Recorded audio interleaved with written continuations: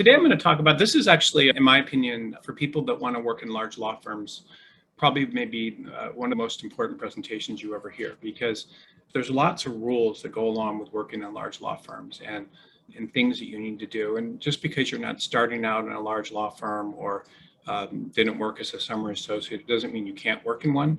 But there are certain things that you're going to need to do in your career if you want to be in a large law firm, because large law firms are very selective and there's lots of people that want to work there. So they have all sorts of ways to disqualify people from working there. And so it's important that you understand those reasons and ways they disqualify people if you want to be kind of part of that crew. And so I'm going to give this presentation, and then after the presentation, I'll take as many questions as people have.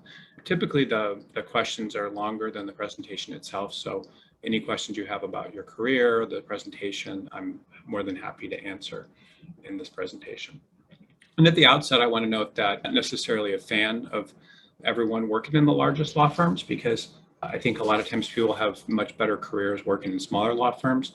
But at the same time, there are a lot of reasons to work in large law firms. And what I'm talking about today really is just the mistakes that people make that disqualify them from working in large law firms. And then hopefully you'll understand some of the ways that you can fix those. And if you have those flaws in your background, or that you can make up for them. And just because you may have one flaw or two flaws or three flaws doesn't mean that you'll never work in a large law firm. It just means that it's going to make it a little bit difficult. And in our placement firm, we actually used to make the majority of our placements in large law firms. And now I would say that we make just as many, if not more, placements in smaller to mid-sized firms and large law firms, just because it's a much larger market. It doesn't matter really, in my opinion, what size law firm you work at, as long as you're going to be happy in doing what you're doing. And people can have very good careers inside of large law firms, and some of them are very suited. Some people are very suited to that, and others have much better careers in smaller law firms, even the people with the best qualifications. But I do want to talk a little bit about some of the reasons that you should maybe consider working in a large law firm, because most of what people hear out in the market are negative things about large law firms, and there really are many positive things about large law firms as well, and also very good reasons that people should consider working in them. And these are some of the things right now. The first is that it's very prestigious working in a large law firm. So when you're coming from a large law firm, it does carry a certain weight in the legal community. It carries weight among other attorneys. It carries weight among clients. It's just considered more prestigious. So you're typically also often doing work for larger clients, and the work is more sophisticated. When large clients have sophisticated problems, they typically will go to larger firms and not smaller firms. And the other thing is that the clients typically of the larger law firms are much better about paying their bills than they are smaller law firms. They don't want to upset the large law firm. They typically have a lot more money coming into them. Large law firms, some of them generate $4 or $5 billion a year now, these large law firms. So the salaries tend to be much higher in the larger law firms. As a general rule, larger law firms are more stable because they rely on lots of large clients that are very successful. The training typically is much better. There's training systems, and as the firms grow, they become much more organized in terms of how people are trained and evaluated. There's usually better lateral career opportunities, so you can move to better firms, or you can move in-house a little bit more easily. When you do become an attorney, when you do become someone that wants to generate business, you can attract better clients, meaning that better clients will typically want to work with larger firms as opposed to smaller firms. Most of the attorneys you'll be working with will have better credentials. They typically have much better. They have their pick of the people that can work there. So the people you work with are better, and their skills and so forth rub off on you, and you become a better attorney. Their offices are usually much nicer, which isn't a reason to certainly pick a firm, but they're typically in the nicest parts of town and that sort of thing. And then they typically have much better support. So the secretaries, paralegals, and so forth are much better. You're going to have a different career trajectory in a lot of respects if you work in a large law firm as opposed to a small one, or even a mid-sized one. And that's one of the reasons that people want to work in the largest law firms. And and because of those advantages. And they are significant advantages. And there's also drawbacks. Everybody talks about the drawbacks, but those are the real benefits. And most of the people that are talking about the drawbacks are people that can't make it in those environments or couldn't get into those environments. There's just a lot to be said. So what I'm going to talk about today are just some of the things that will disqualify you many times from working in those types of firms. They're just important to understand because if that's what you want to do with your career, then it is important that you understand these reasons. So one of the first ones is just the law school, which I think everyone knows. And you can work in most law schools that you go to, you can work in a large law firm. I know people that have gone to law schools in California that are unaccredited and actually got into top US law firms. But for the most part, your law school, the better the law school you go to, the easier it is to get into a really good firm. Or if you don't go to a great law school, the better you do in that law school, the better off you'll be. And there's some law schools the law firms that will hire you if you have a rare skill. It's very common, for example, for patent attorneys not to go to good law schools and then get into a major law firm later on. But if you go to a very low-ranked law school, you typically need to be one of the first, very top of your class if you want to work in a major firm. And then on the major national firms, you typically need to be at a national law school.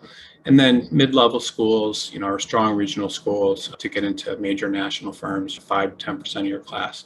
Most firms in different cities, like New York Law School is a good law school, but it's a local law school. Pace Law School is a good law school, but it's a local New York law school.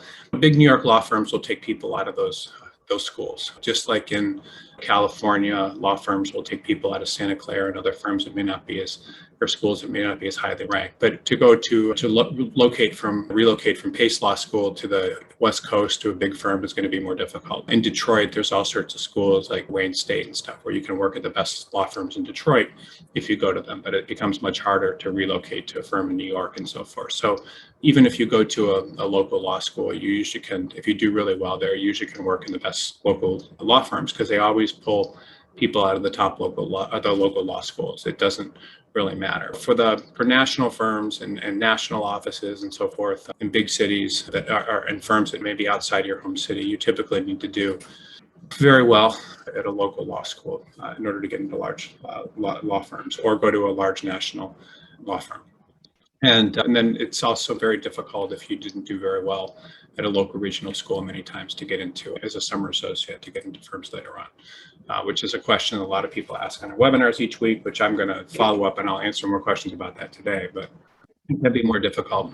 And it's even if you go to a poorly ranked law school and you can get a position in a large law firm, it still often is very difficult to get a similar one in another major firm, but it's not impossible. So the law school does have some impact. I've written a lot about law schools and why it doesn't really matter to your long-term success as an attorney. And I honestly do not think it does. The skills that make someone good at practicing law have to do with your negotiation skills, your spirit, like how hard you try, your willingness to learn, and all sorts of things. But just to get in with a group of other attorneys who went to top law schools, they will use it against you early in your career if you didn't do that. And I honestly, some of the most successful attorneys that I know, the most successful, actually, several of them didn't go to great law school. So it's not the most important thing, but it is a major screening criteria of the larger law firms. And then if you went to a law school that's not like a top 10, some people call them the top 14, which I think is probably a better measure of schools. I think it used to be called the top 10. Now people say top 14 or 15. If you went to a school that's not there and you did average to poorly in a lower ranked school, it can be difficult to get a job in some large law firms. And that's just right out of school. The reason is because it's very difficult for law firms to tell the differences between attorneys. Obviously, there's not many attorneys applying to law firms in a city like Chicago that went to Stanford each year, but there are a lot applying from the University of Indiana and University of Illinois and things like that. So if you didn't go to a top law school, then it becomes a little bit more competitive, especially if you're in the middle of your class, because there's just so many spaces and that people have to do to get into those firms. And then if you're at the bottom of your class, they just assume that you may not be as driven or the law doesn't come naturally to you and so forth, and which is fine. And sometimes people just catch on later, or they may have other things that are bothering them. But if you didn't do well in law school, sometimes that can be a hindrance. And people catch fire at different speeds. I know one attorney I know several attorneys that are some of the top attorneys in the country now. And a lot of them did very poorly in law school, came out, didn't pass the bar, and then started with very small firms and then moved up and just kept and caught fire and used the bad things that happened to them early on in their career as sort of rocket fuel to motivate them to try and do better. And that's what you should do. If you're not in the best law school firm, it doesn't matter. If you're not in the best law school, it doesn't matter. It's just kind of what you do later on. And then another thing that I feel badly talking about, because I know a lot of people have this problem, but sometimes it's very hard to get into a large law firm early in your career if you weren't a summer associate in another large law firm many times. It's not the kiss of death. I say that's a little bit harsh, but it can be. If you don't get a summer associate position in the largest firms, then many times the law firms will assume that you didn't really want to do it because you didn't have the grades, or there was something wrong, or you want to do something else.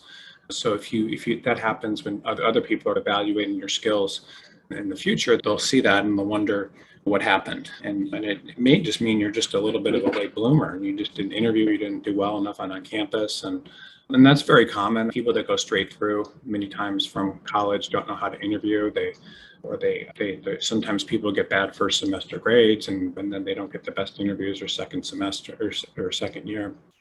So there's all sorts of things, excuse me, that can happen, but those are just some of but if you don't have a summer associate position, definitely it's difficult. And it makes it look like that you may not have wanted to do that or didn't try hard enough. And what I always recommend, and even now, you still have time even to get a summer associate position now, just attorneys need to really apply to, or law students, to as many places as they possibly can to make sure you do whatever you can to get a job in the summer. And even if it's not as a summer associate, as long as you're in a law firm, that's actually pretty helpful too. And the other thing is just most partners inside of large law firms, most associates there were summer associates in law firms. So if you don't share that in common with them, they just look at it a little bit suspiciously. And having that job also is a way for law firms to evaluate if you're a good fit for the law firm environment. And they really don't know that until you spend the summer with them, and because many people aren't, and it becomes pretty clear very quickly, and they don't want to make hiring mistakes. So typically, the one thing to understand is with large law firms, when you do want to work in a large law firm, or if that's what your goal is, it's much easier to get into large law firms if you're coming from a large law firm than it is from a small law firm. Law firms just want people that have the training and are used to working with the same level of expectations and so forth as attorneys in other large law firms from large law firms. It's just the large law firms typically do things a certain way, and that's why it's important to them. And I gave a big presentation about this yesterday to a group of our recruiters, but the basics are that the larger law firms typically have a self-reinforcing mechanism in place. So they hire attorneys from the best schools and with the best backgrounds, and then those attorneys typically work with the best clients, and those clients have deep budgets and they can spend a lot of money. So when you're working at those firms, they do things right. They don't cut corners. They make sure that the work product is perfect. They spend a lot of time on it. So you learn those sorts of habits in a large law firm that you might not do in a small law firm, where it's not that the attorneys are not smart enough, it's just, but the clients also aren't paying for it. So you just learn to push work through a lot faster and other skills. Another thing that can hurt you is not getting an offer as a summer associate. That's basically when the law firm has a chance to look at you and see what you'd be like in the summer. If they're not making you an offer many times, it's basically saying this person is not a large law firm material. It's not certainly as fatal as not working as a summer associate at all, but most law firms will always ask if you receive an offer as a summer associate. They won't always check, but they'll definitely ask. But the big thing is that the law firms are using you as a summer associate to see if you're someone that's going to be suitable to work in a large law firm. And what that means is, they want to see how you work. They want to see what your social skills are like. They want to see your behavior around others. They want to see if they would be like working with you, how enthusiastic you are, what kind of fit you would be, and whether or not they believe that you would be a good addition to their team. And not everyone is. And so they look at that very closely.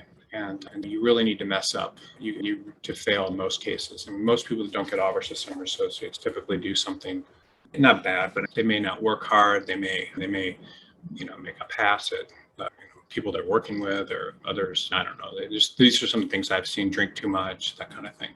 so they just don't hire them. And then those people are seen as a potential liability.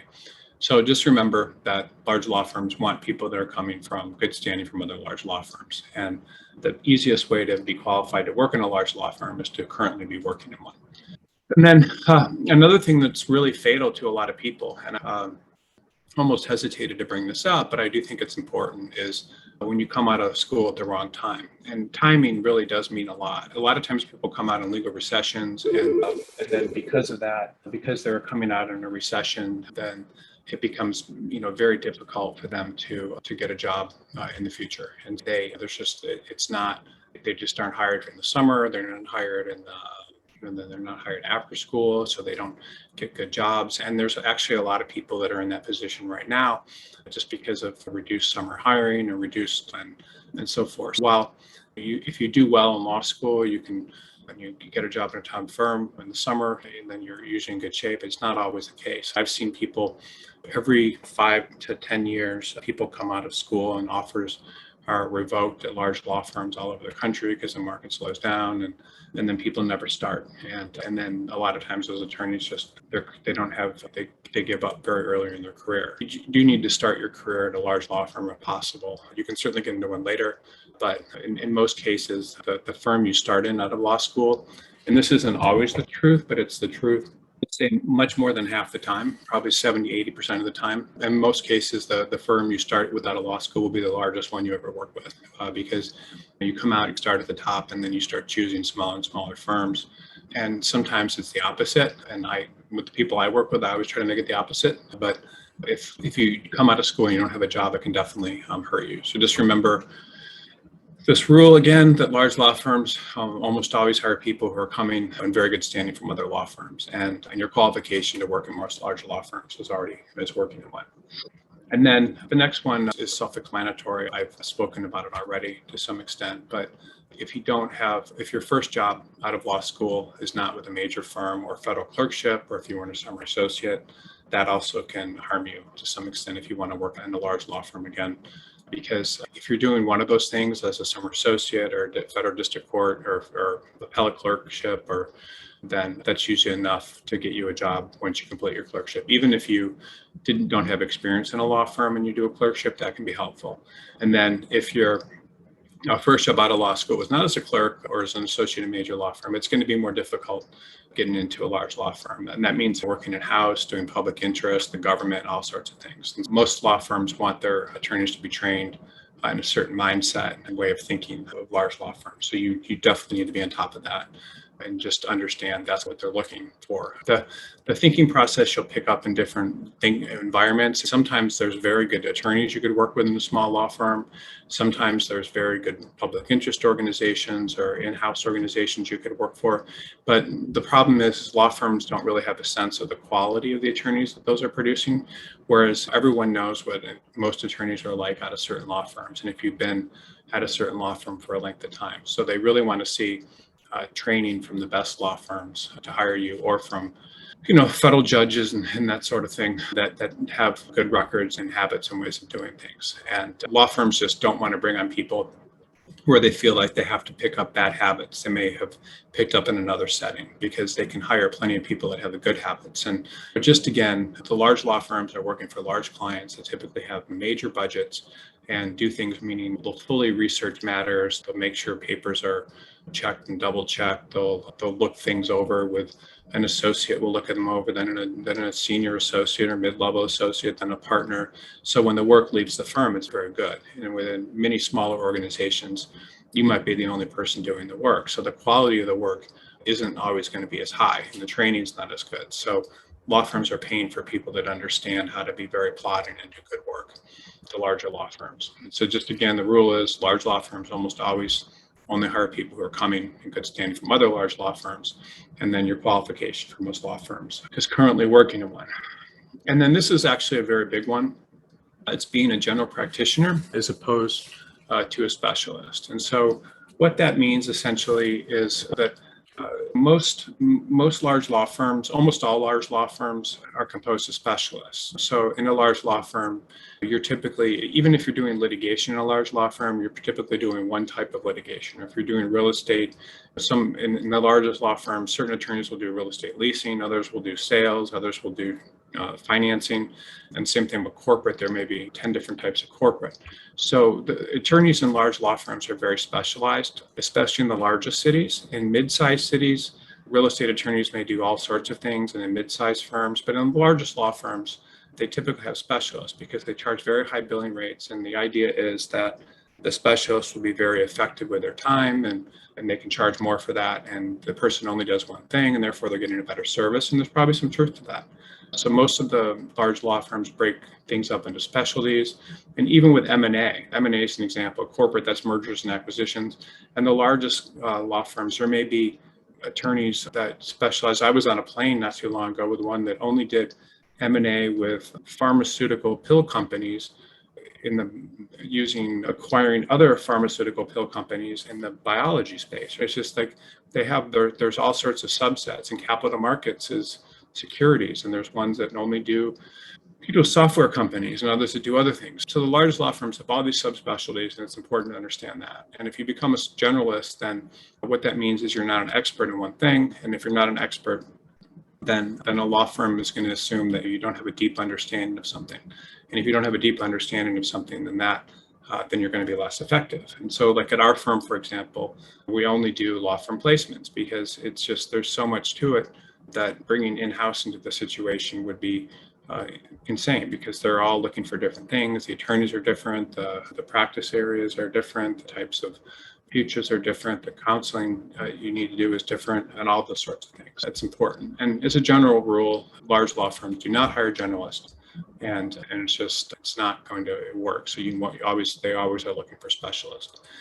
And then the other big thing is if you have more than 10 years of experience and no portable business, it becomes extremely difficult to get into the largest law firms, and very difficult. And your odds they're not impossible, but they're very diminished. And if you want to get into a position with a large law firm, you can, but you're going to need to have a very specialized type of practice area they're typically transactional practice areas, which are like ERISA, patent prosecution, real estate, and there has to be a real dearth of those attorneys in the market. So if there's not a lot of the types of attorneys in the market for the work you're trying to do, then you can get in them. But litigators often have a very difficult time laterally without business when they get senior, because most attorneys are litigators. In these other practice areas, like very specialized practice areas, it can be easier. Like corporate, I've placed numerous senior corporate attorneys, sometimes with 30, 40 years of experience in no business, because same thing with patent prosecution and in real estate, because there's just a real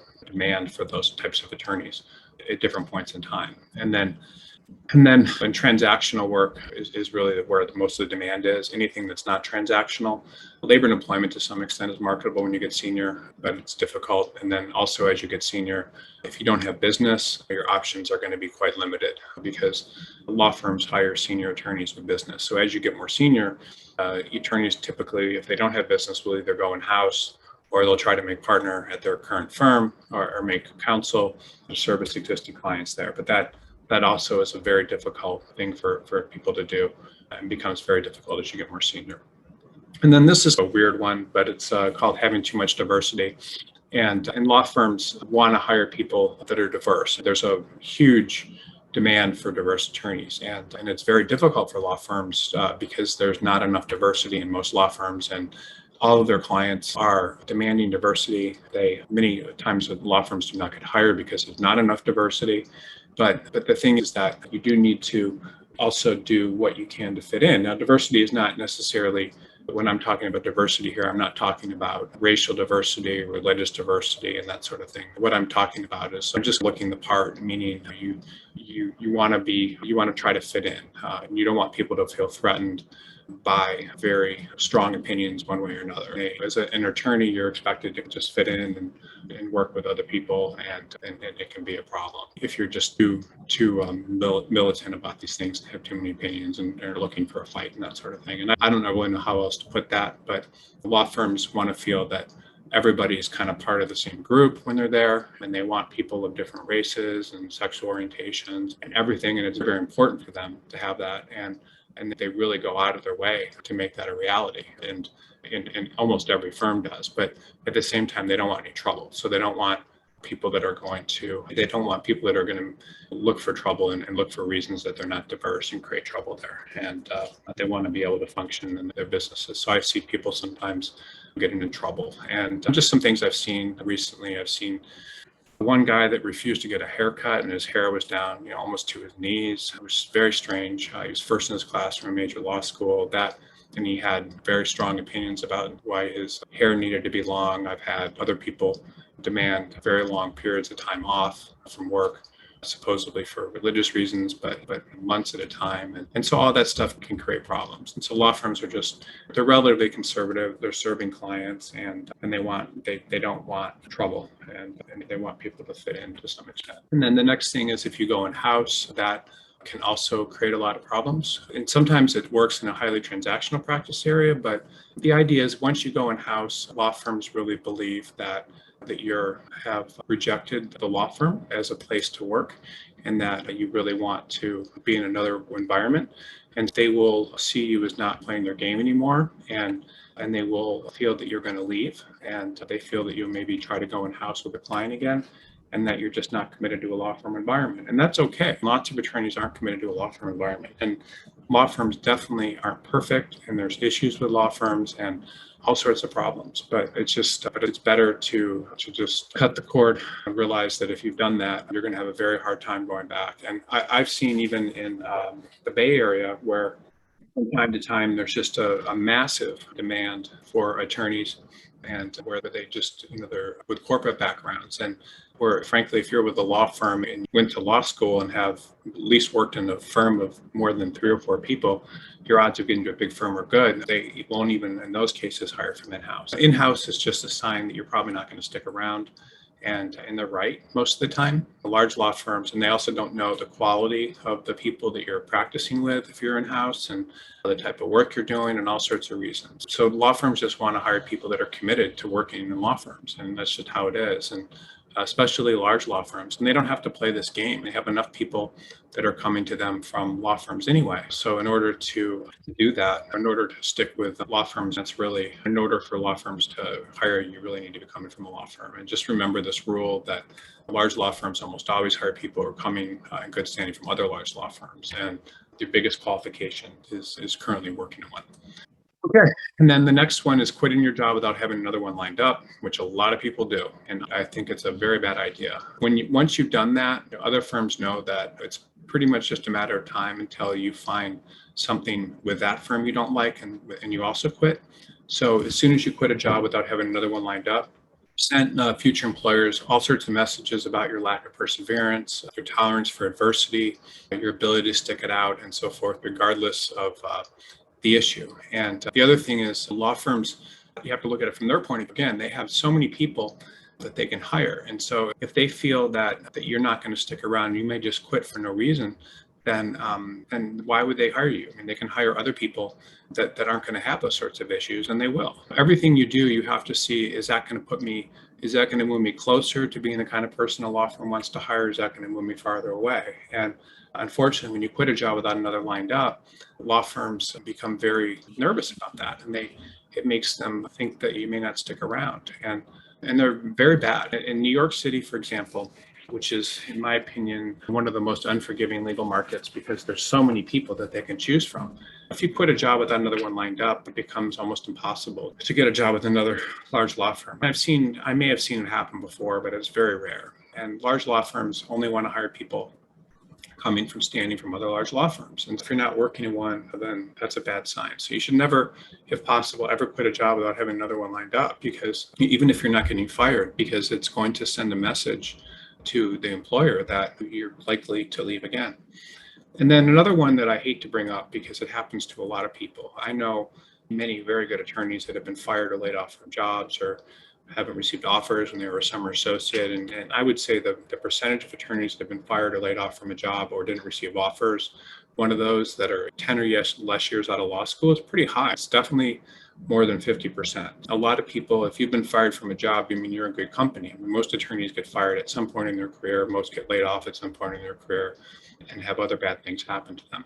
But the problem is with large law firms, if you're unemployed or laid off, law firms typically will not hire you, large law firms. And it happens, but it's rare. And the larger the market, the more difficult it is. And it's just, the reason is because even if it's not your fault and the firm laid off everybody, they have their pick of people. They can choose all sorts of people to work for them. And if you're unemployed, it just sends a message that there's a reason you're unemployed. It could be related to your performance, attitude, reliability, entitlement, the fact that you don't need money, or even just the fact that you weren't the best person and that they didn't see the value in keeping you around. So most law firms believe they can do better by hiring someone else, and they do. They won't even pay attention to it. Even if there's great reasons for why you were fired or laid off, they're typically nervous. They think that someone should have protected you.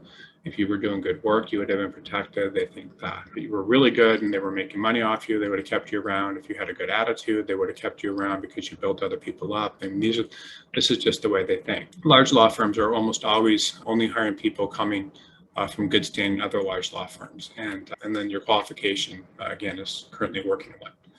And then another one that can hurt you is working as a contractor staff attorney, or at least having that on your resume.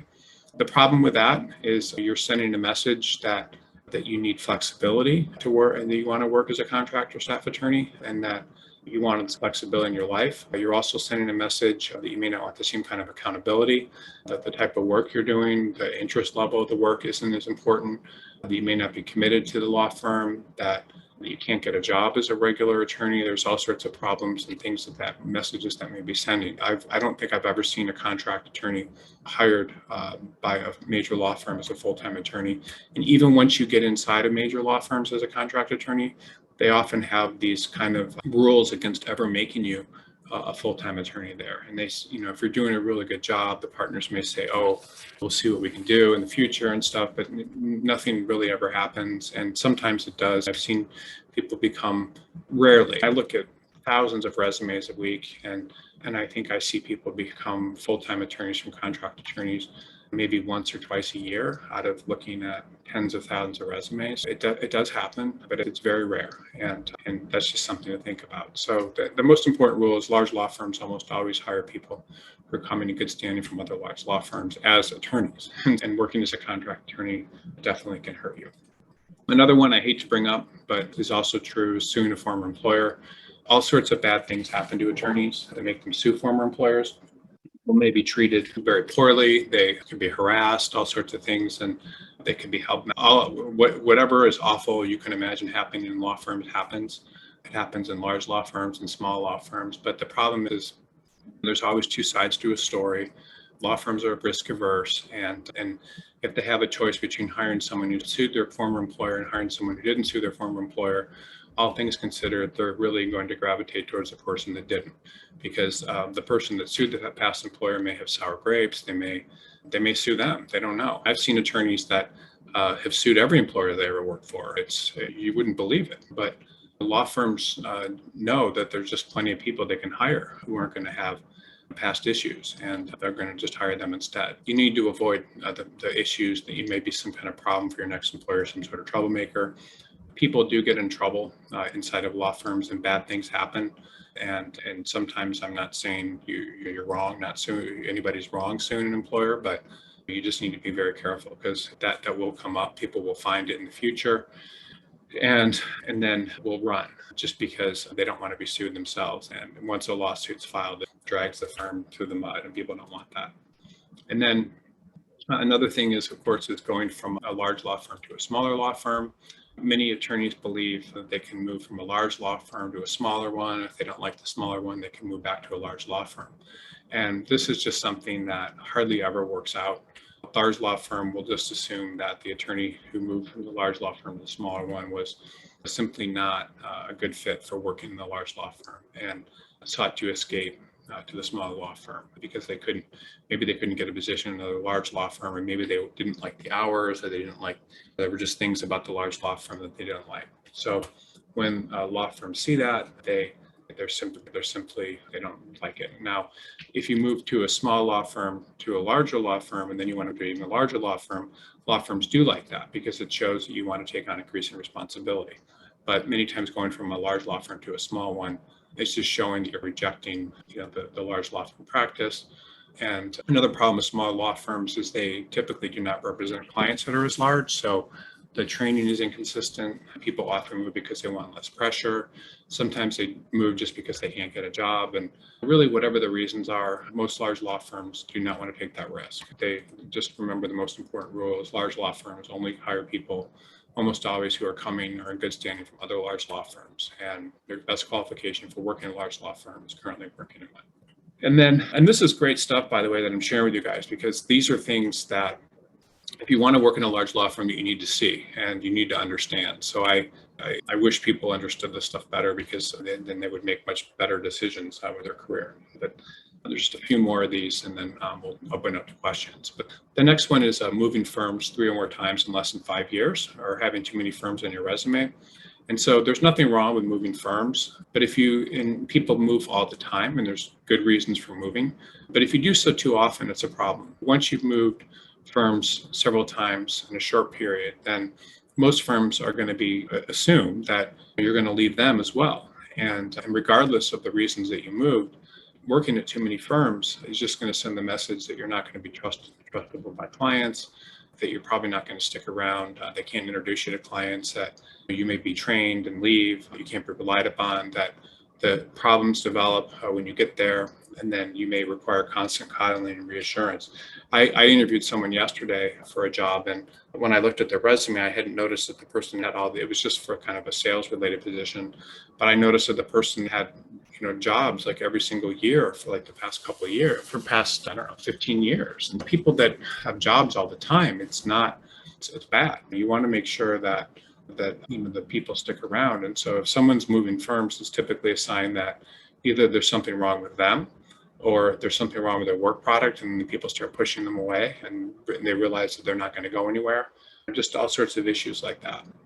And law firms also get concerned that an attorney who moves around too much is just going to have issues. Many times attorneys that are moving around do have issues. It could be with substance abuse. It could be in most cases, it's work product related. A lot of cases with substance abuse. They have personality issues, just all sorts of things. And law firms just don't need to play that game. They can hire people that have stability. So why would they want to hire someone that doesn't? And so once you start moving firms, you need to be very careful, because most of the time, people that move firms are moving for reasons related to them and their perception of the world, and not necessarily anything that could be wrong with the employer. Another thing is just if you say bad things about your former or current employer in interviews, law firms don't like that. When you say bad things about your employer, the law firm knows you're probably going to say bad things about them as well. Most large law firms that people are talking poorly about have been around for decades, and they're going to be around for decades after the attorney that speaks so negatively is gone. I mean, their businesses and the problems that they have now are probably going to be similar to the ones that people will be able to say bad things about in the future. So it's just your inability. It's really what you're saying. It makes you look worse in the firm when you're talking negatively about a firm in an interview, because your problems with that firm are more related to you and not getting along in the environment than the firm. And it's just not a good idea. Even if the law firm is horrible to you, working with people that are completely unbalanced and so forth, you have to be very careful about what you say, because the law firm wants to believe that you're going to leave there and be very thankful about having worked there. They want to believe that you're discreet enough to keep any issues with them confidential. If things happen negatively, that they can trust you, that you're not going to go around town saying negative things. And then and the law firms have no incentive to hire you if you're saying negative things. They want to hire someone who's going to talk positively about them in the future, even if they don't get along there. So it's just important to keep that in mind. And then another one is working insurance defense. I personally don't think there's anything wrong with insurance defense. I think there's it's a good practice area.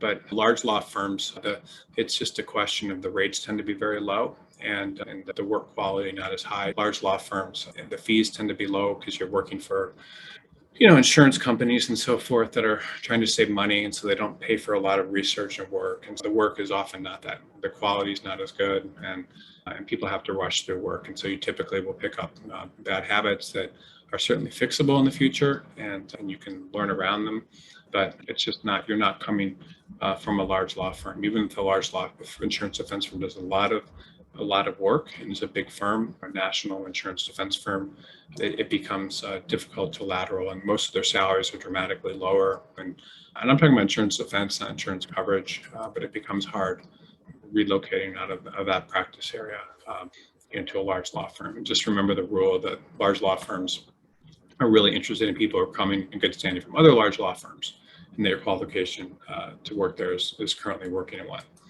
And then another big one for working in a large law firm is doing consumer related work. That's criminal law, like white collar, family law, consumer bankruptcy, tax resolution, personal injury, immigration law, less residential law, trust and estates, less, and small company representation.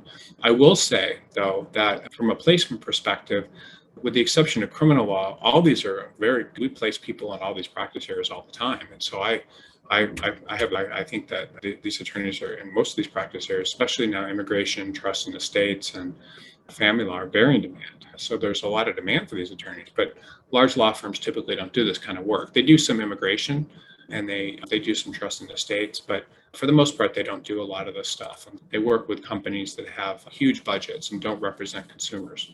And they're just willing to open up their wallets and write checks for hundreds of thousands of dollars a month without blinking.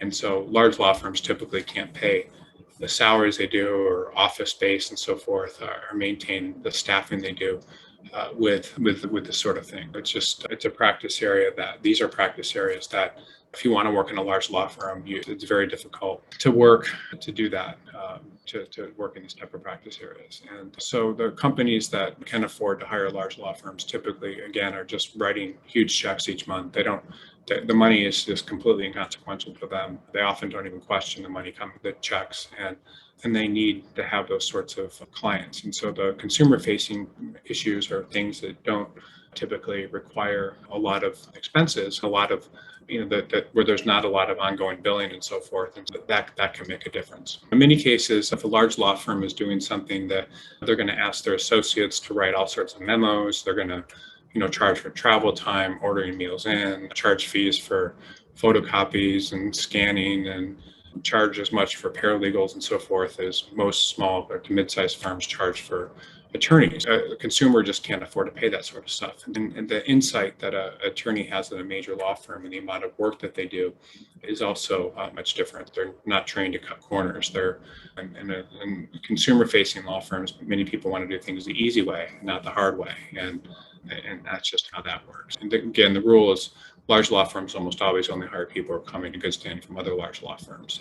And then any sort of black mark on your state bar record or negative, salacious information about you and your past online can hurt you. Lawyers are just expected to be kind of dull. And depending on how conservative the firm is, any negative information about you can undermine your credibility, and it just doesn't look good to clients. So you need to look pretty spotless. I've seen people not get jobs because they posted something on Facebook that they hated working late in their law firm. It's just stupid things like that. I've seen all sorts of other people have their legal career stop because they got arrested at some point when they were young. One guy got arrested for speeding in his boat, and he was being chased, but he didn't realize. Just stupid stuff. And then state bar complaints can hurt you. So large law firms are very afraid of any sorts of problems. And I've seen attorneys lose jobs for stuff like this all the time. So any sort of black mark in your record can hurt you, and law firms do not want to hire people that have any sort of negative information. And then working, again, this is similar to one we talked about earlier, but if you work as a solo practitioner or for a very small law firm, that can also hurt you. A lot of times attorneys believe that they could open an office as a solo practitioner and then maybe go back to a large law firm, but that rarely works out. Again, there's not the oversight, and the work quality can suffer. The work is typically not going to be very serious for large companies. It's going to be a sign that you would rather be independent than work with other people, that just all sorts of warning signs. And so the only way attorneys from this background will ever get positions typically in a large law firm is if they have a very large client or a few paying high rates. They have very rare skills in risk or corporate are two examples. And patent law is another one. They may be working for a very famous attorney or in a very rare practice area. Like I saw someone with some specific skills in doing work related to healthcare. I got a position not too long ago. So those are some things that can help. But large law firms really want to hire people coming in good standing from other large law firms, and your qualification to work in most large law firms is currently working in one. And then the conclusions, and then we'll wrap it up and take some questions, are just that these are the reasons that to avoid work inside that it becomes difficult to work inside of a large law firm. And I've seen these things. These are big things, and each one of these things needs to be overcome. And I'm sure we'll have questions from people today about some of the things that they may have on their records. And what I would say to you is I've seen people overcome every single one of these, if not more, when they're trying to get in touch with it, trying to get into a large law firm. And there's ways to do it. And hopefully I'll answer some questions about that today. So I'm going to take a quick break, and then if you guys all write down the questions you have, I'll come back and answer them in just 2 minutes. Thanks. All right, we're going to get started with questions. My favorite part of the week. So let's get started here. Second. Stay here. Stop sharing for just 1 second. Start with questions. Okay, so the first question. Let's chat. So the first question is, let's see here, and I knew I'd get some questions about this.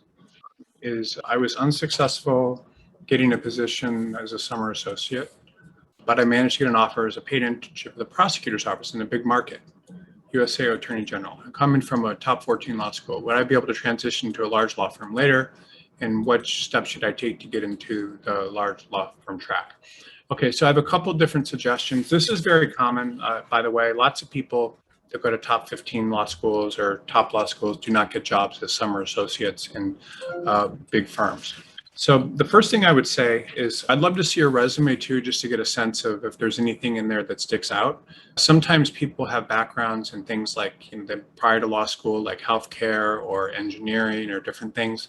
And you can, a lot of times, if you really try to get into a certain practice area, you may have a background as a teacher, an educator. If you have something that gives you an entree into a practice area and shows a previous interest in something, that can help you. So previous interest, what is there anything in your background that looks like it's interesting, meaning something that makes you stick out? It could be education, law, or if you're a teacher, it could be engineering, it could be a patent attorney, it could be law enforcement, if you want to be white collar, I don't know. But there's a lot of times there's just stuff in people's background that gives them an entree to the legal field and a way to enter there with things that they previous interest background and things that they may have done in the past. So there's that. The next thing is you're not necessarily recovering. So people transfer from prosecutors' offices into large law firms all the time, especially from big markets. You may just go into the prosecutor's office right out of school and work there for a couple of years and then be able to transfer into a law firm later on, or start your own practice as a white collar or criminal defense attorney, all sorts of things. So it doesn't necessarily matter. But the thing I would recommend is in your third year of law school, you need to apply far and wide to places. And so I would apply to as many firms as possible and as many large law firms as possible, and in as many markets. And then also get the very best grades you can. So you want to get the best grades. And then in addition to getting the best grade, and because you may need them after your third year, and then I would also apply for, if you like litigation, apply for clerkships and federal clerkships. And then one of the things that's really good is if you go to do a federal district court clerkship, and then after that, you could even do an appellate. So you could do a federal and then an appellate, district and then appellate. And if you do a really good job with your district judge, many times they will recommend you for an appellate clerkship. Those are two things. Or you can apply for jobs after your district court clerkship. Those are the things that I would recommend. Typically, I would not feel that badly about not working as a summer associate. If you went to a great law school and you have a good job working for the prosecutor's office, then you still have plenty of time. I would also work very hard in the prosecutor's office. You want to get the best recommendations you possibly can would be another thing I would say.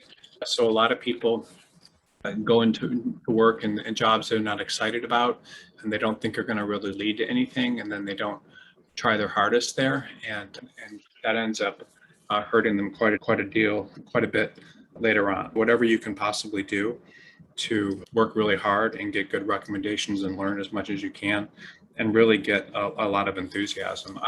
After my first summer, I worked in the Justice Department, which I really didn't like, and it convinced me that I wanted to work in a law firm for a bunch of reasons. And just because I felt that the law firm just seemed a lot more exciting, and the people in my office that I worked in the Justice Department didn't seem that excited about what they were doing. So that's how I'd recommend doing it. And anything within your control, just throw yourself into it and be the best attorney you can be. And if you do a very good job and work hard in the prosecutor's office, that's just going to lead to more stuff later on. You'll get connections, you'll meet people, you'll work with people that may go to work in other law firms, and just don't take anything for granted. The other thing I would recommend is if you're going to a top 14 law school, you should always apply to firms in your home state and market, the largest firms there. Because you may go to, for example, I don't know where you're at, but say you were at Vanderbilt Law School, you would want to maybe apply to, and you were from Cleveland, you would want to be applying to firms in Cleveland for jobs. And most people that go to Vanderbilt may, be trying to stick around and go to Washington, D.C. or work in Memphis or in the Midwest, I don't know, or in the South, in Atlanta. But trying to apply to these other markets can be very helpful, especially markets where you're from. Okay, let's see here. The next question.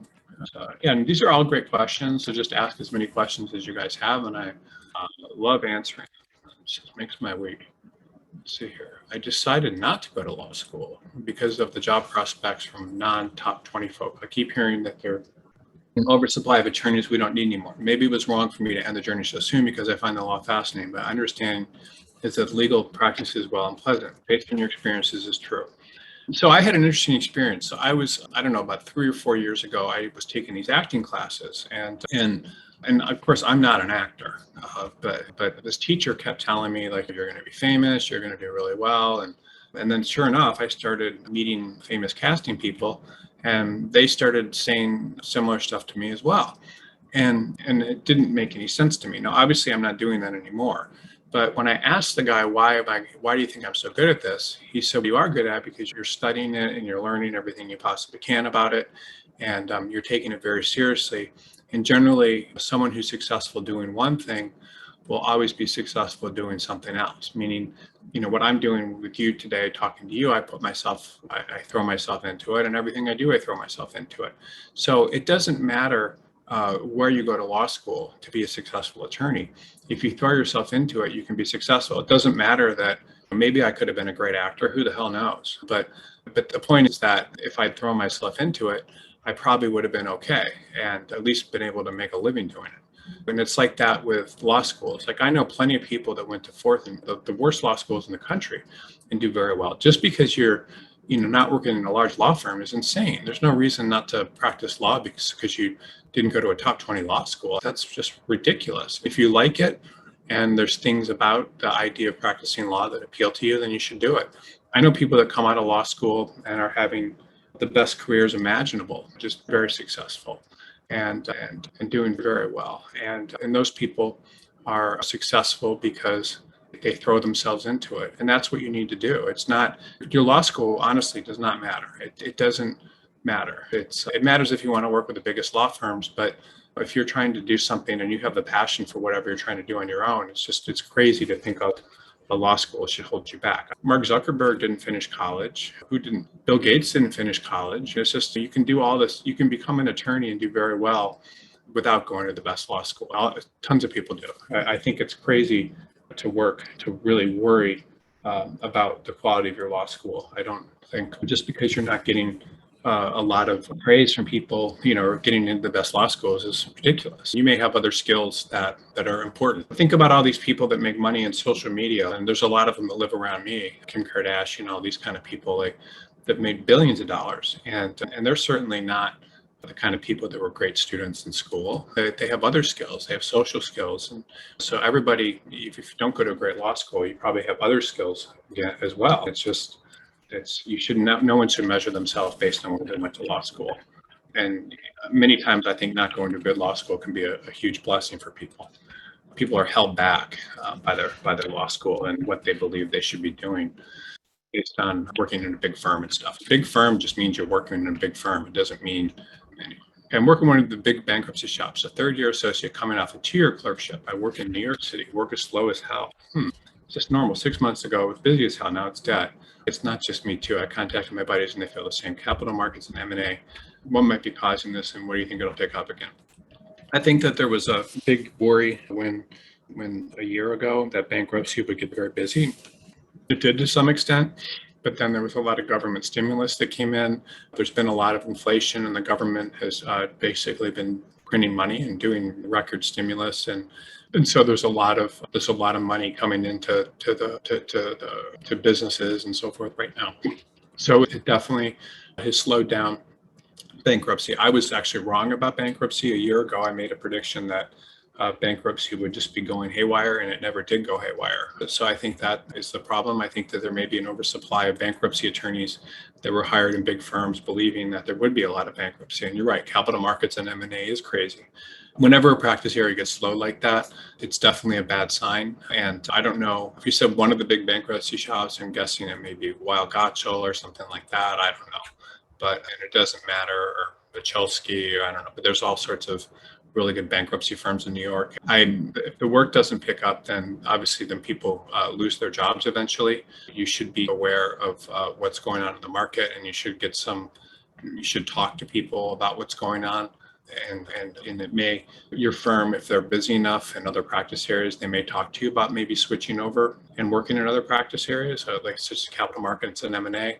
The thing about those practice areas too is if the economy had gotten very slow, then those practice areas would have just fallen off a cliff. And unfortunately, the economy is doing very well for you, unfortunately, and so it's not doing well. And I don't know when it'll pick up again. I do sense that there's a lot of inflation and everything goes through cycles. Typically, every 8 years, there's a shock in the economy, and then things slow down and bankruptcy picks up. But bankruptcy has always been like that. It's always been feast or famine. So I think the key to really making sure that you're consistently employed as a bankruptcy attorney is to work in a firm that has consistent bankruptcy work. And there's some firms that I think are very good. I think Wachowski Stang's a very good firm. I think that Weil Gotshal is a good firm. I think that there's a lot of very good firms in New York that do bankruptcy. There's also a lot of boutiques that are very good. So I would try to work to the extent I can in a firm that's consistently, it seems like they have a lot of kind of restructuring work. And then when you do get work in those firms, to work really hard and to do the best work you can. And if it's very slow, then I like also the idea of just writing position papers and helping out and doing things for the firm to build their brand and to build your personal brand. So instead of just sitting around doing nothing, many times you can write papers and build up your bio and just really look very enthusiastic about the practice of law. And that's what I recommend people do when things get slow. And it will pick up, but I don't really have any idea when. Typically, when the economy is doing well, unless there's a crash, it may not pick up. Okay, so let's see the next one. Is there a general agreement about what the most difficult or complicated practice of law is? It definitely depends on the person, what the most difficult practice of law is. So for example, if you're very good at writing, then I would say patent law would be very difficult for you. If you're more of an English person that likes that sort of thing, if you're more of a science person, then you may not like litigation. So there's just different practice areas that appeal to different types of people. And I really can't say. The best practice area for you is the one that seems like it comes most naturally. So for me personally, I always loved litigation and I liked it, but the one that I liked the most was always tax law, and I don't know why, but I never got a job as a tax attorney, but I think I would have enjoyed it. So it just depends on the attorney what the most difficult or complicated practice area is. I personally think that any form of patent law would be very difficult for me because I'm not a science person. I have an upcoming interview where I skip the screen. I'm going straight to the callback. This position is publicly marketed. What are the typical conversion rates for something like this? It depends on the practice area. And it depends on your background. If it's a publicly marketed position, right now, corporate is very much in demand and law firms are having a difficult time getting corporate people. So if you're coming from a good firm, sometimes they know like that this person is quality or has the background that we need, so they're not going to waste their time with a screening interview. They know that you're probably going to be okay. The conversion rate for callback interviews has been going down. So it used to be fairly high. I would say, depending on the market, maybe 30 to 40% people that went on callbacks, or even 50% would get jobs. Now it's been a lot less. Law firms can interview a lot more people. They're doing so via Zoom and so forth. But if they didn't screen you and they're going straight to the callback, that means that you probably have a great background for it. They're probably very busy in that practice area and they don't want to mess around, and they need people right away. So your conversion rates are likely to be much higher than they normally would be, especially if it's a firm it's a firm of a similar caliber to the one you're working at, and you have the background for the publicly advertised position. Just because a position is publicly advertised doesn't mean that it's always receiving a ton of applications. It's always about the law, supply and demand. So if there's a lot of demand for a job, then and there's not a lot of supply, then you may not be one of the only applications. So I don't know how many applicants there were, but I'm guessing whatever this position you're interviewing for is probably transactional in nature. And so I would say that the conversion rates are probably, for whatever you're trying to do, are probably fairly high. And if you're in a very specific niche and there's not a lot of attorneys like you, and you're coming from a similar firm, then I would say your odds are probably better than 60 or 70% you can get the job, unless you mess something up. But I would read articles too that I've written on BCG about kind of the things that law firms are looking for. So just to make sure you don't talk yourself out of the job. I've submitted my application to a number of firms. I still haven't had anything from the firms in the month. Is there any way to figure out if my application is still being considered rejected?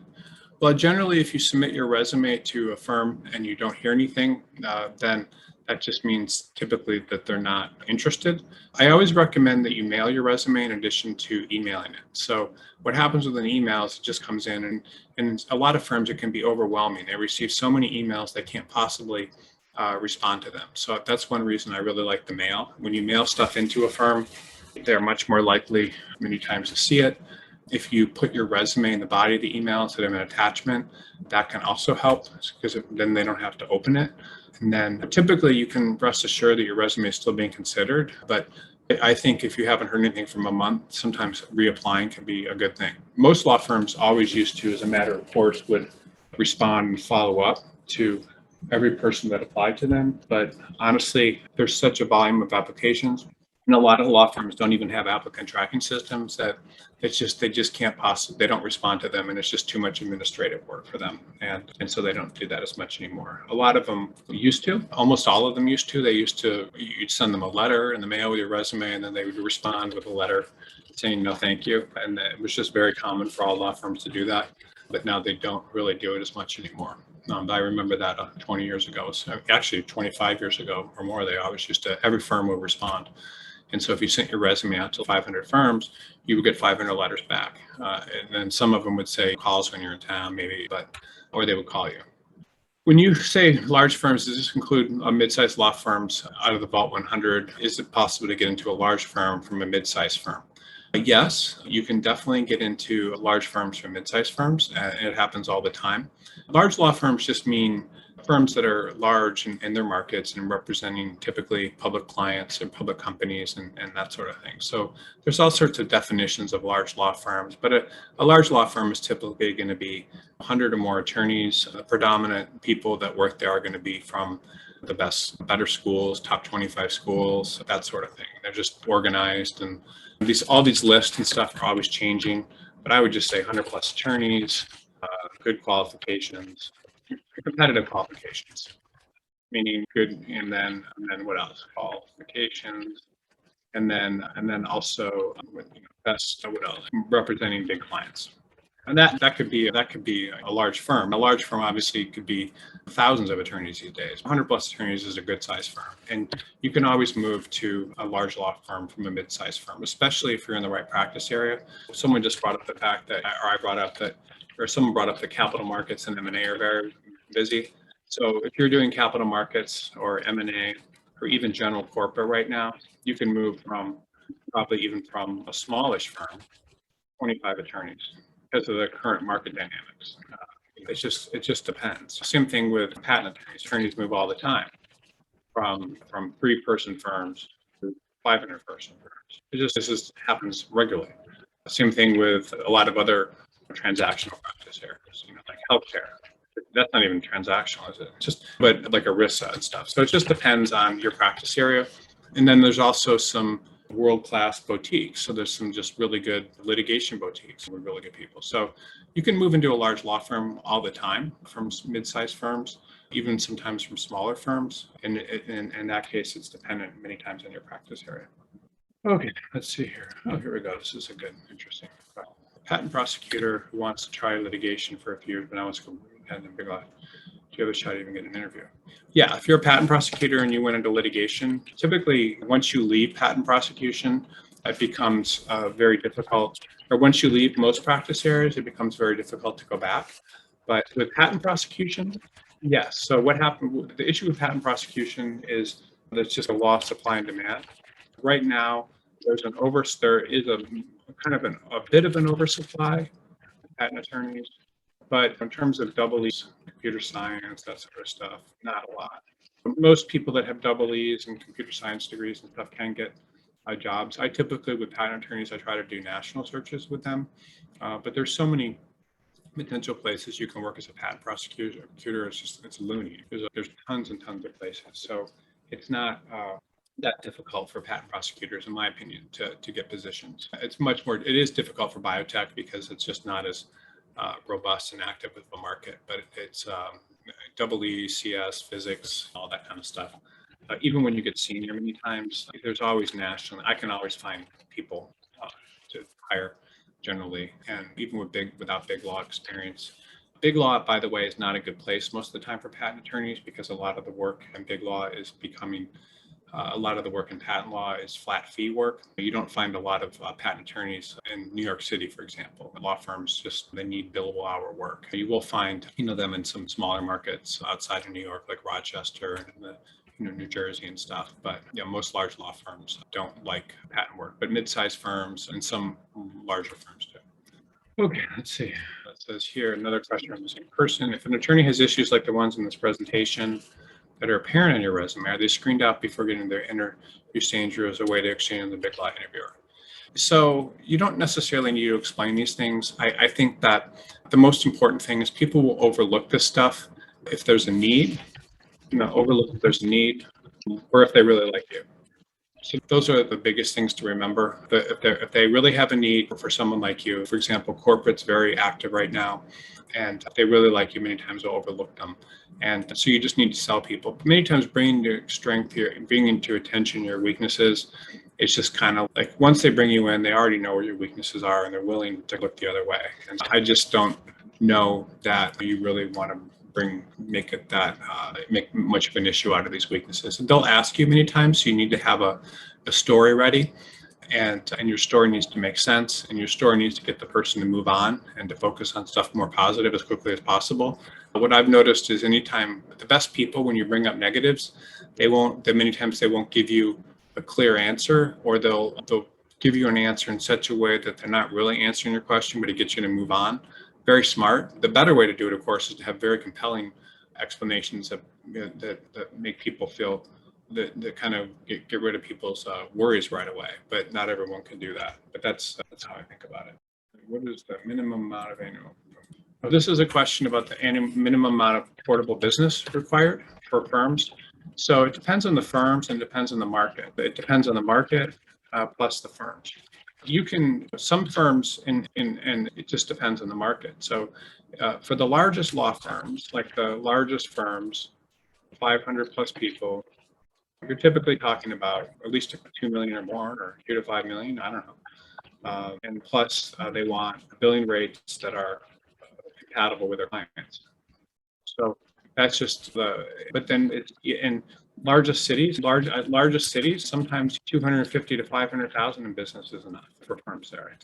Sometimes law firms don't need a lot of business. They need people that can do half and half. So in Detroit, for example, most law firms are happy with 500,000, if that. But in New York, for the big firms there, the biggest ones are going to want 3 to 5 million many times.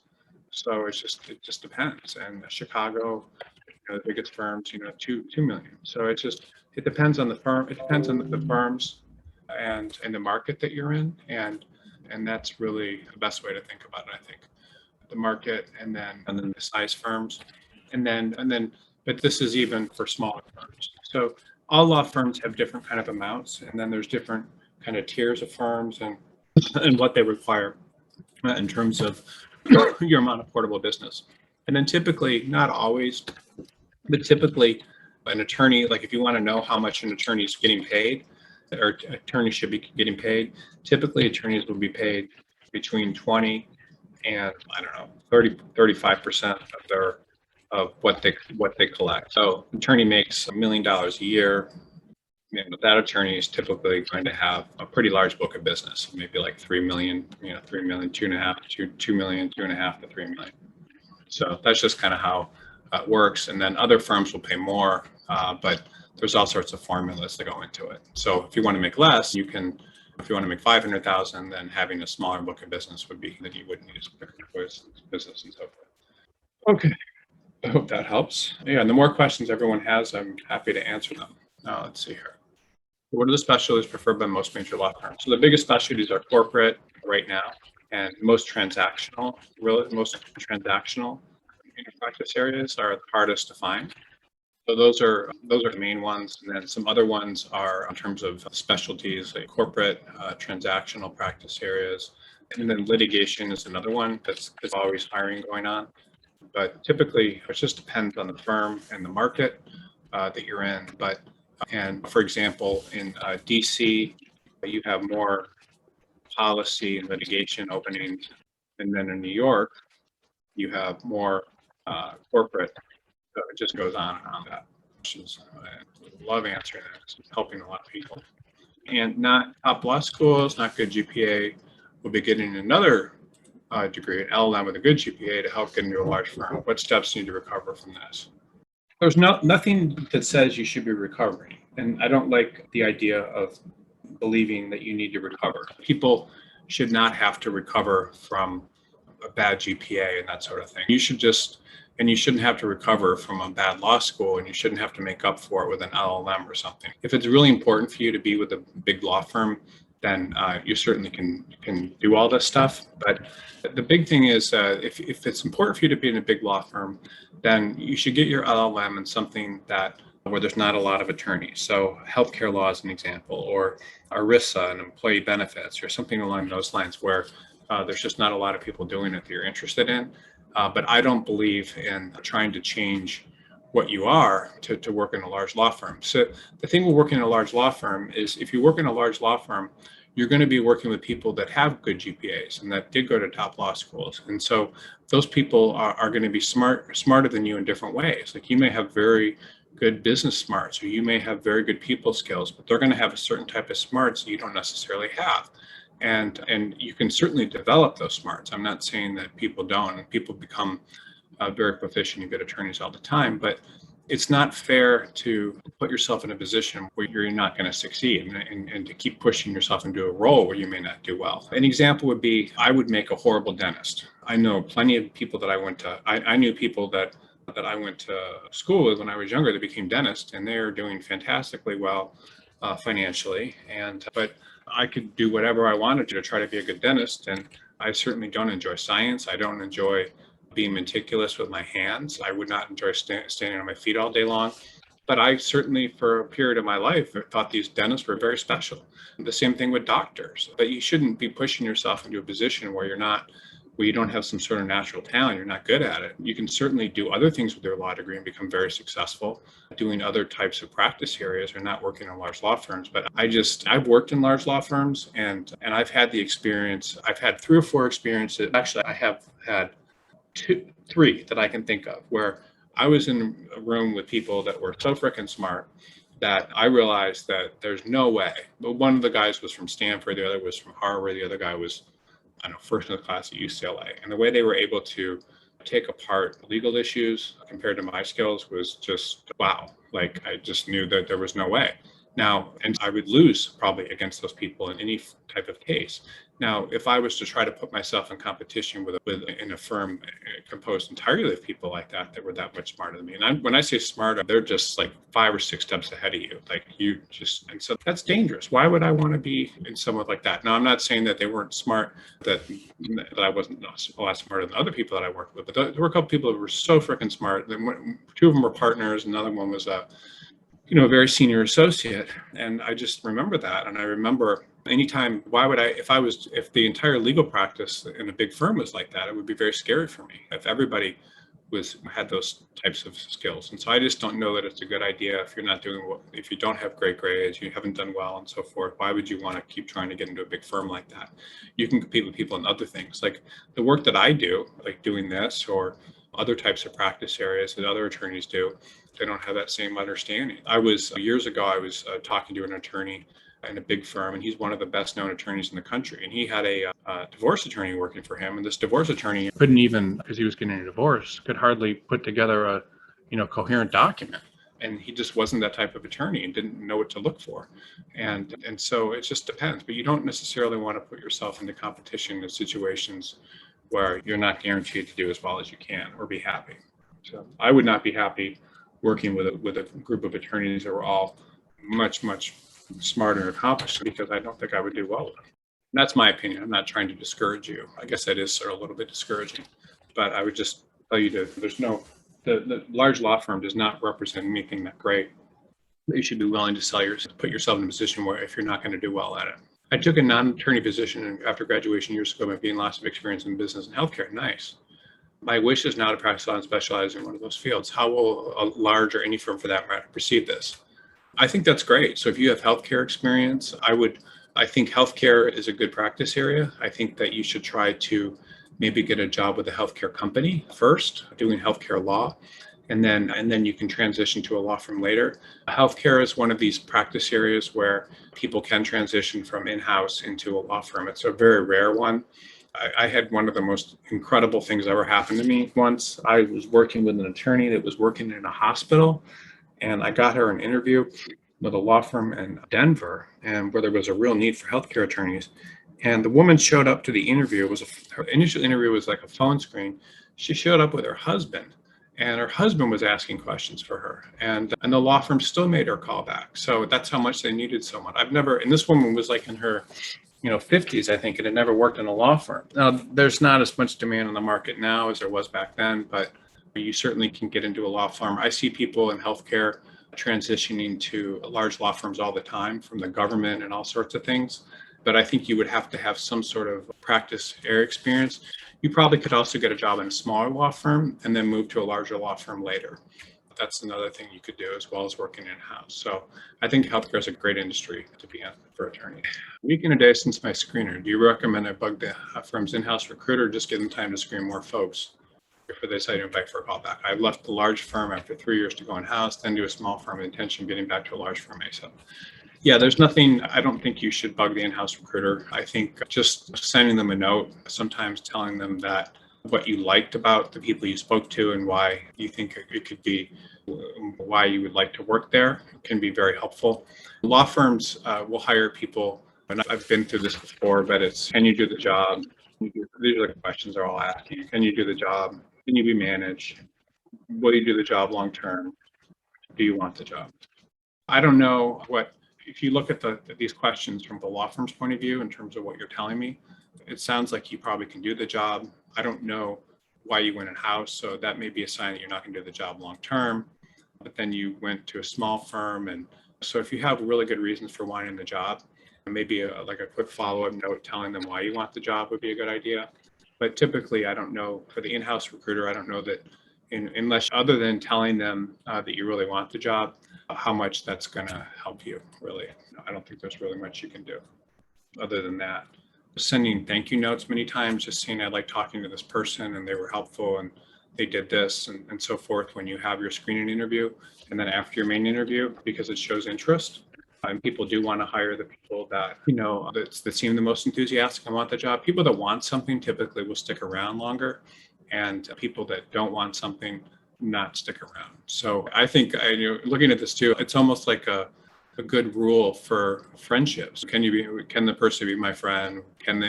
Will they, I don't know, will they not be crazy? Will they be my friend? Do they want to be my friend? Or the relationships? You can almost use these 4 questions for most things. And the way you answer them will show you if something's going to work out. Okay, do the 21 rules you laid out have more and more exceptions as you go down the rankings and prestige within the bracket of a large law firm? They do. So I think that's a good point. Everything in the large law firm world is about supply and demand. If a law firm needs someone to make money, and someone better is not there, we'll take risk. So one example that comes to mind is I had a candidate. Let's just say a candidate went crazy in San Francisco and quit her job. So she quit her corporate law firm job for less than 1 year. Law firms in San Francisco, no way. Okay. Law firms in California and law firms in LA, no. Decent, good size. Law firms in Sacramento and Fresno, she had good qualifications. Or like maybe, we'll think, possibly, very possible. So they brought her interviewers up there. Law firms in places like Tucson, where else? Tucson, where else? I don't know. I'm just trying to think of a bunch of different areas here. Law firm, Wisconsin. And this is literally the kind of search she did. South Carolina. Hell yeah. So she got all sorts of offers. And crazy. Anyway, so these are just some of the markets where she got interviews. And I think she got some in the city. So she had some decent experience. She'd gone to maybe a top 25 law school. But it's all about supply and demand. So they were willing to overlook the fact that she went crazy. And literally, when I say she went crazy, she would go into interviews and say, I don't know, something awful happened, like her boyfriend died or I don't know. And she said she quit, and then she went into got some help, and so she just had some problems. But she still was able to overcome a lot of this stuff. So the idea is that law firms will overlook a lot of these problems if you look in other markets where there's not the same supply of those attorneys. And so I think she had some sophisticated corporate experience, and so that was able to help her. Yeah, and the more questions people have, I only have a couple questions left here. Let me see, there might be a couple Q&As too, or chat, no. So if you guys have any more questions, but I've got 2 more and I'll answer these. And then if you guys have any more, I'll also answer those and go from there. See, I'm considering an in-house patent attorney job, not counsel, with a cutting-edge technology corporation. The job description is the same as a patent prosecution at a law firm. Would this still be a dead-end job if I want to move to a law firm later? So patent is one of those practice areas where you can move to law firms later, even from in-house. It's much easier moving from a law firm doing patent to an in-house job into another law firm. But the reason you can do this many times in patent law is because the quality of work you do, someone can read your patent and see how well your mind works and how you think through things, and especially if you're the main person on the patent, whereas they can't necessarily do that with other practice areas. So if you're able to do a good job in the in-house patent attorney job with the company, then that may not be a problem at all. But the problem with companies many times, and there's a whole bunch of reasons that I talk about going in-house can be so risky. The main problem with companies is that companies are, very risky because they can go out of business, they can lose funding, and you're not necessarily the primary source of the work that's happening there. So what that means is when you're working for a company, you're not the work that you're doing it's a cost center, it's not a profit center. When you're working for a law firm, you're a profit center. So people that get jobs inside of law firms typically have a lot more employment stability than in-house jobs. I talk to people literally several times a week that went in-house and their firms lose funding, they have a new management comes in, who knows, the firm decides to go a different direction with different businesses, and that can be very harmful when you go in-house, and it can be very easy to lose jobs. But I don't think in your situation doing patent work that you have much to worry about, as long as you're careful and realize that you can potentially get work elsewhere. As long as you realize you can potentially lose your job and you're aware of that. Thank you for your presentation. I'm an attorney licensed in New York and Ontario, Canada, and currently working for a large international firm in Canada.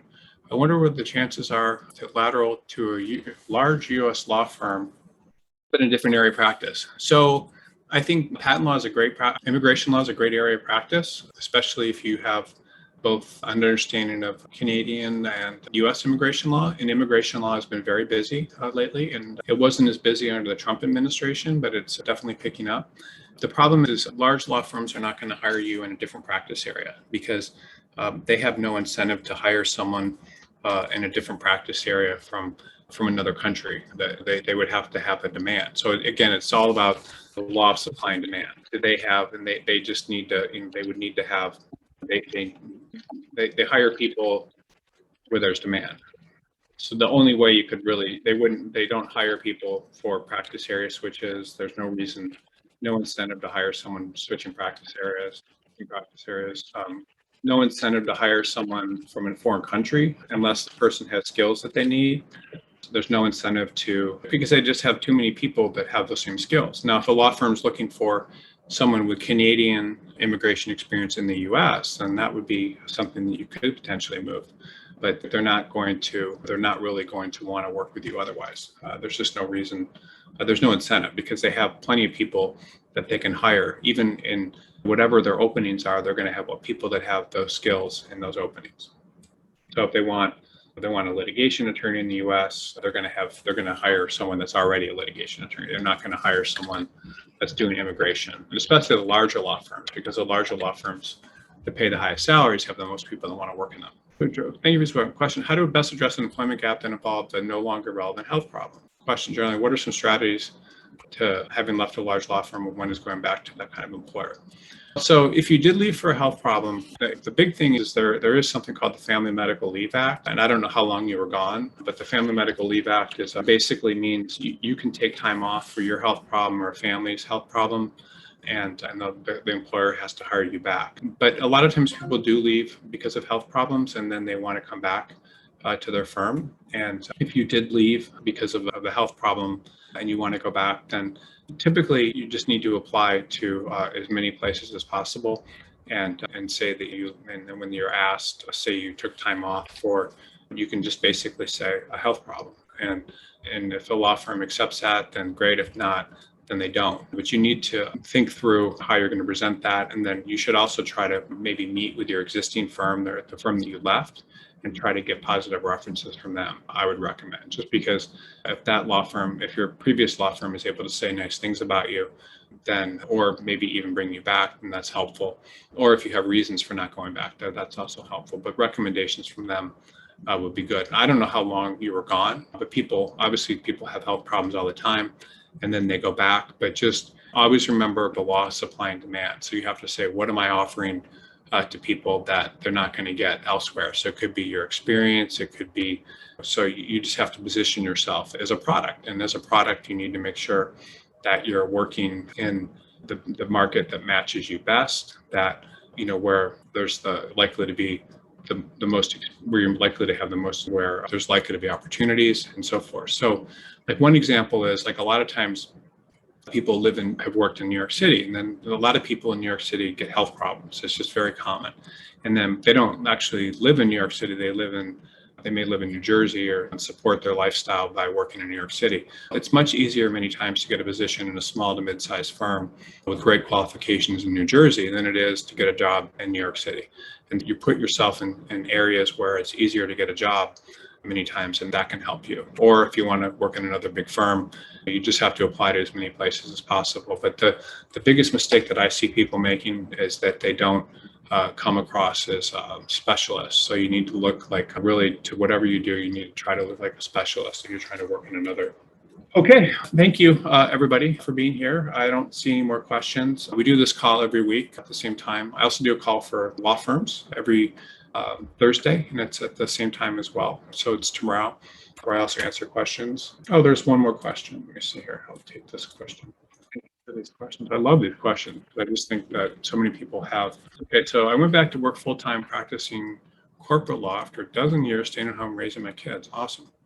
I had to take my third bar exam while working full-time as we had moved. That sucks. I'm back in the workforce just over 3 years after all this. I really do not enjoy the practice. I'm currently doing estate planning. I'm in a small law firm where I do not feel connected. Any connection you can offer that I'm getting out there and find a position that feels better? I think that if you're doing estate planning, That's actually a very interesting practice area. It's for those of you that don't do it, it can be corporate related and can be very technical but I think that if someone is doing that, if you're not happy with the people that you're working with, it sounds like you just don't like the people. And that there's nothing wrong with that. Sometimes people just are with the wrong group of people. Then what I recommend many times is, if you're in that position, just going out and meeting with other firms. And luckily, the estate planning is a very active practice area right now. So in most markets, there's tons and tons of firms that do estate planning, and you can do that. Now, you may also be interested in doing corporate related work or tax related work if you're doing estate planning, since you do have corporate law experience. And so you could also apply to smaller firms where you could potentially be a generalist and have a little bit more client contact. And in terms of finding a position that feels better, I would recommend maybe trying to just apply to different places. Many times, if there's probably in most cities and so forth, there's estate planning bars and things and networking there. And just getting out and meeting people, I think, is the biggest thing. It's important for every attorney too on this call to get out of your office and to do what you can and go into networking groups and things, because it gives you different perspectives of different people. That's kind of what I would recommend. All right, thank you, everyone. And I will talk to everyone next week. And I certainly appreciate everyone being on this call today. Thank you. Actually, I do have let's see here. I have some chat questions. Thank you.